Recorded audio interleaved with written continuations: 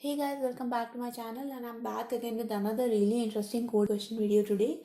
Today guys, we are going to solve question number 496, the next greater element part 1.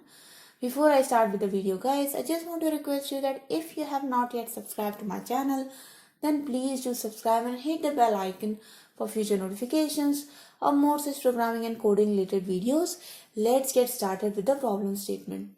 So basically guys, we have to find out the next greater element, which is quite obvious from the headline.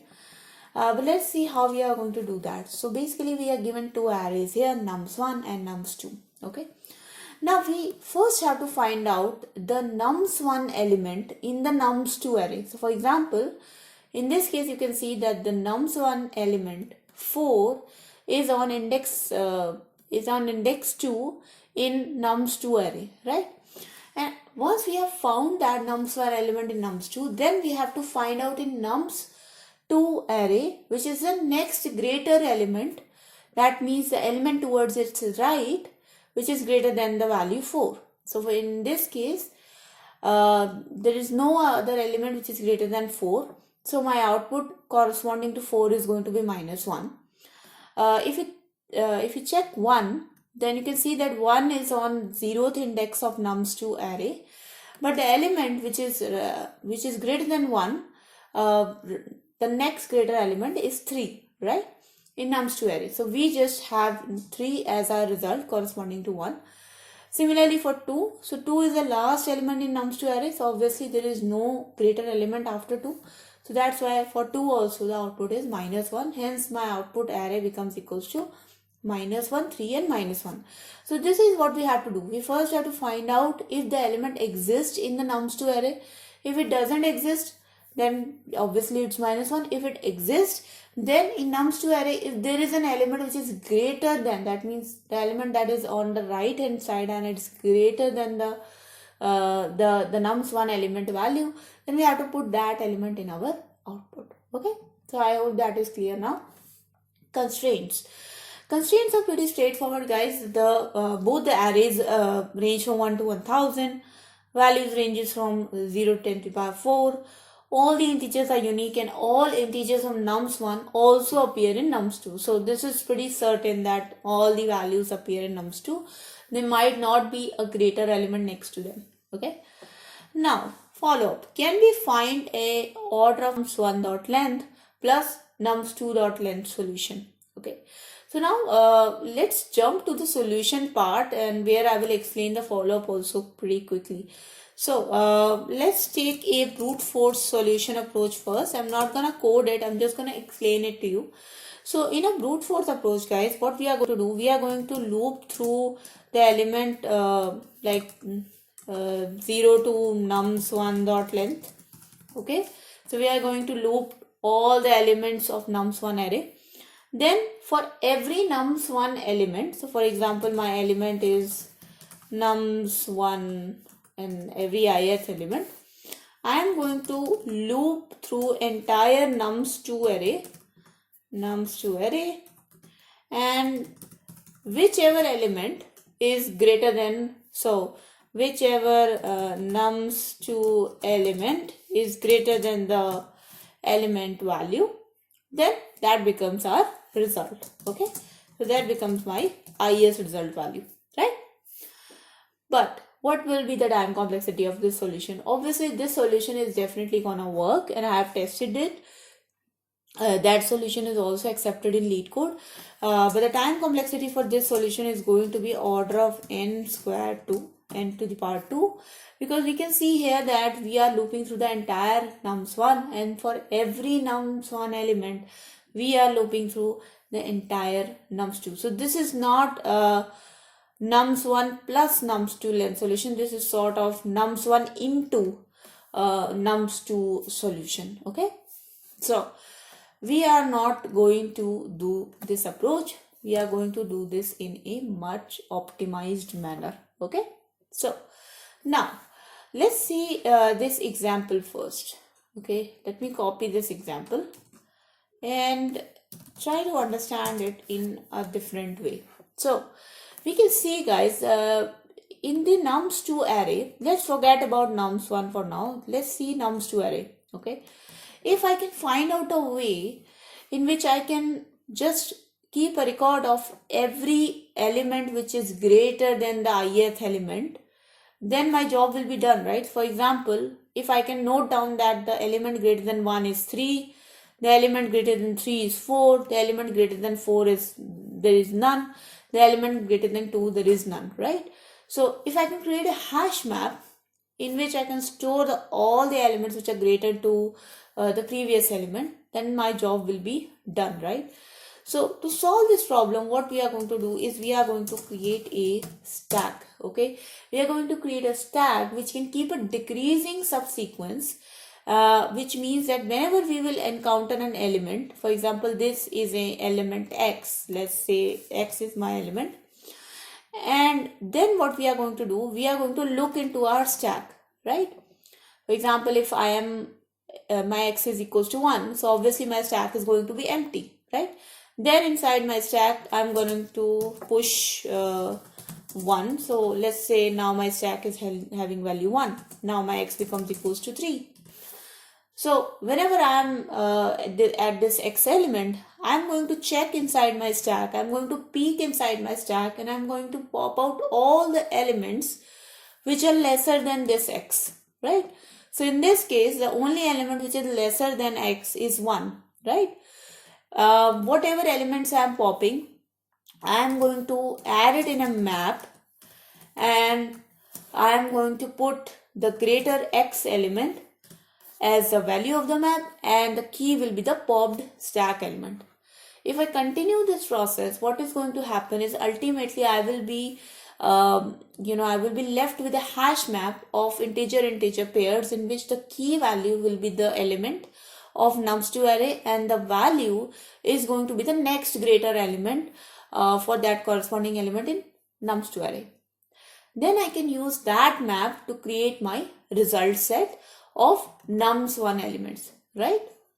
So I hope the solution approach is a bit clear to you guys, and it is going to get more clear when we start implementing it. So let's jump to the coding part.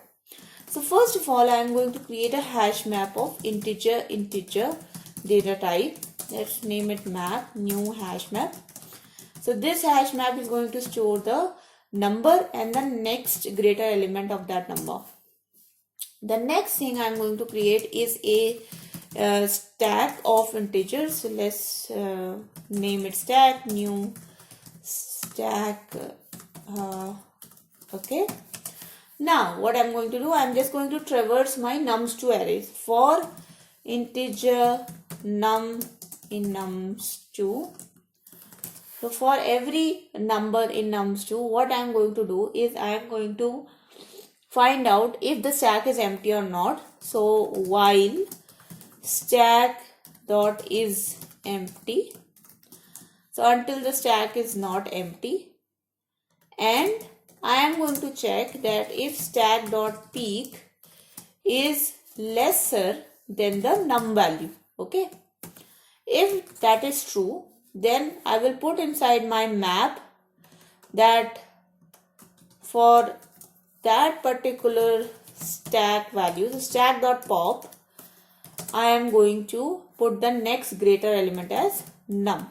Okay, now understand this, guys, because we are popping out the stack elements also. For example, like in this case, I've already popped out 1 and I put the 1 and 3 in a map. Next time when I will go to the next element, which in this case is going to be 4, my stack is so now after this my stack will have element 3 only. It is not going to have any other element, it is only going to have element 3. So when I will go to the next element 4, I will not be processing all the elements. I am just going to process the previous element or the previous smaller elements, right? So in this way, because we are not traversing all the elements of nums2, we are only traversing the previous element, this becomes a order of n solution. Okay. Also, okay, now coming back to the solution. So once we have a while loop until stack is empty, we are going to check if the stack value is less than num. If it is less, we will pop that element out, put it in our hash map. So mat dot put, and corresponding to that element we will put the greater number as num.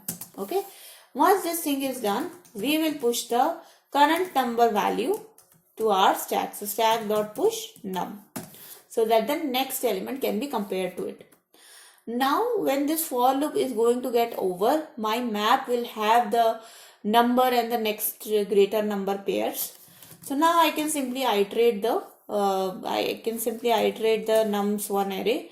So integer I 0 to I less than nums1 dot length I plus plus, and I can create a result. Actually don't have to even create a result here. You can simply make nums1 I becomes equals to, now if map.get or default, simply say nums1 dot ith element, if it is present. So if inside the map the nums1 element, ith element is present, you will get that value. That means there is a greater number next to it. If the number is not present, then you have to put it -1. Finally, return the nums1 array itself. So we are just manipulating the same array which we created, but to make it more clear, you can also create your own array and update those values. Okay, let's run this code. Let's see if this works. Okay, there is an issue here. There is some issue. Sorry. So we push this number inside the stack when the while is completed, not inside the while. So that was my bad. Sorry. So basically when the stack is completely empty and there is no number which is greater than the stack value, after this while loop, we will push the current number in stack, not before that. So this stack.push comes after the while statement. So let's submit this code, guys. Let's see if this solution gets accepted. And there you go, guys. You can see that the solution gets accepted now. So now if I talk about the time complexity, so the time complexity is simply order of, the length of nums1 and nums2, which is what we wanted to do in the first place. Okay. So now the time complexity is this one. Okay. Talking about the space complexity, guys, space complexity is definitely going to be order of n. The reason being is, or I would say the order of nums2 dot length. The reason being is because we have created a hash map, and that hash map is storing all the nums2 values. So that's why the space complexity is nums2 dot length. So that was the solution, guys. I hope you guys liked the solution, and I hope your coding practice became a little bit better with it. If it did help you guys, then please do not forget to like this video, share this video with your friends. Do subscribe to my channel, guys, and hit the bell icon for future notifications. Write down in the comment section below, guys, anything you want to say to me, any comments, suggestions, feedback is definitely welcome. If you get a better solution for this problem, please post that also so everyone can benefit from it. Thank you so much for watching, guys. I'll see you guys in the next video. Until then, take care and bye bye.